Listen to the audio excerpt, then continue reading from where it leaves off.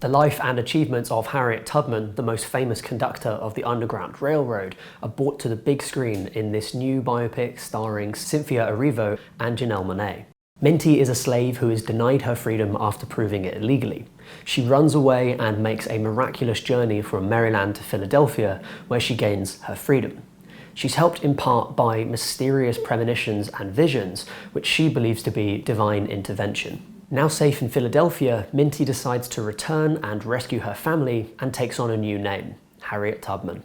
Portraying the life of a historical figure is a tall order for any actor, especially when that history is so often hidden or distorted, and Cynthia Erivo more than rises to the occasion. She brings a real physicality to the role, showing Harriet's initial vulnerability, her unease in a new world of free black men and women, and her eventual strength. Janelle Monae also shines as Marie, a self-assured and confident black woman who is kind and gentle in inspiring Harriet. The movie, unfortunately, isn't up to the same standard as its performers.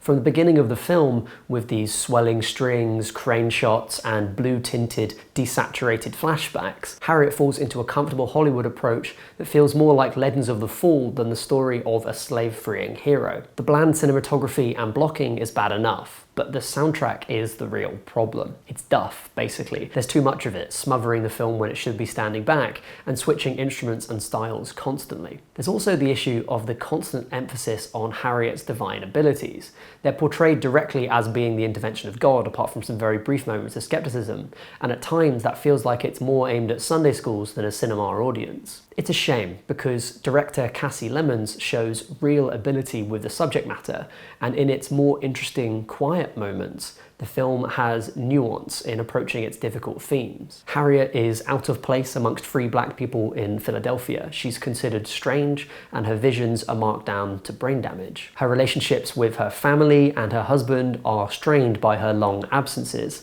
and her pursuer, the son of the man who claimed ownership over her, is a former childhood playmate. That's a really complex relationship that's dealt with in a sensitive and subtle way that underlines the main character arc for Harriet. Unfortunately, despite its sincerity and interesting subject matter, which, by the way, is unbelievable that this has never been covered as a film before, it's never been adapted before, the film Harriet stumbles in taking a staged, traditional approach that undermines its radical lead. Now that's it from me, but I'm really interested in hearing your opinion on this film. How did you think it dealt with its important subject matter? What did you make of the aesthetic approach of the movie? Looking forward to discussing with you in the comments below. Have a good one. Bye for now.